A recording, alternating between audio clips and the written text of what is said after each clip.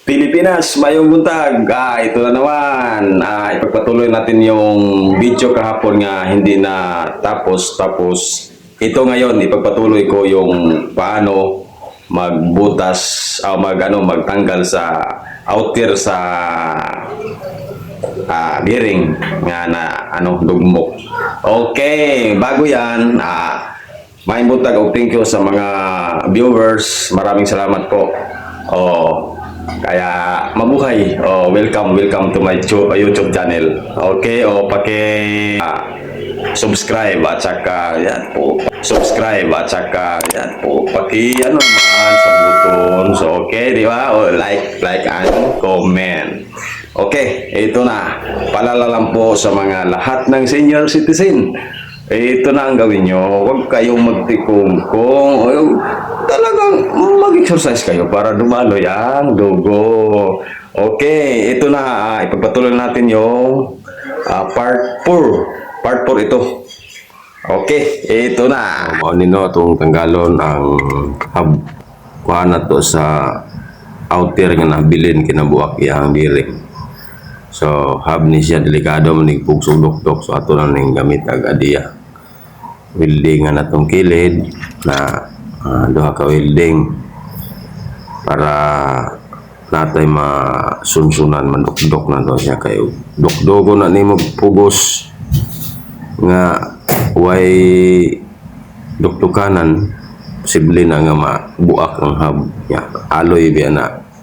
So, delikado kasabaan tas tagiya ka ito ng dokon niya mabuak. Yung tagiya ni taga Palho. So ipakita na to sa inyo kung yun sa tangkas pinagi sa welding. So ispata na to siya para natay masunsunan. Mo ninyong himuon. Okay. Then doko na nato kaya na naman tayo dukan.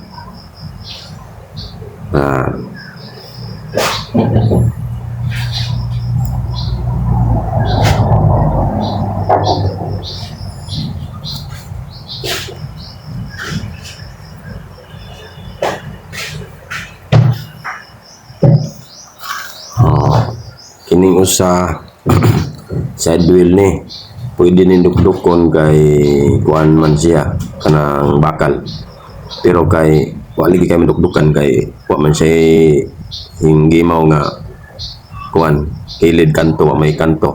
So pag hapon sa weldingan para pagsunsun nato naghapon ni maigo na kay gahi man siya kayo atong gitistiyag dukduk gahi man mapiting pa man kayo una nga kinahanglan siya o butangan siya o weldingan yung kilid ispatan na to siya para inigdukduk na to kuha na okay dukduk na ta kay humana na to gispat.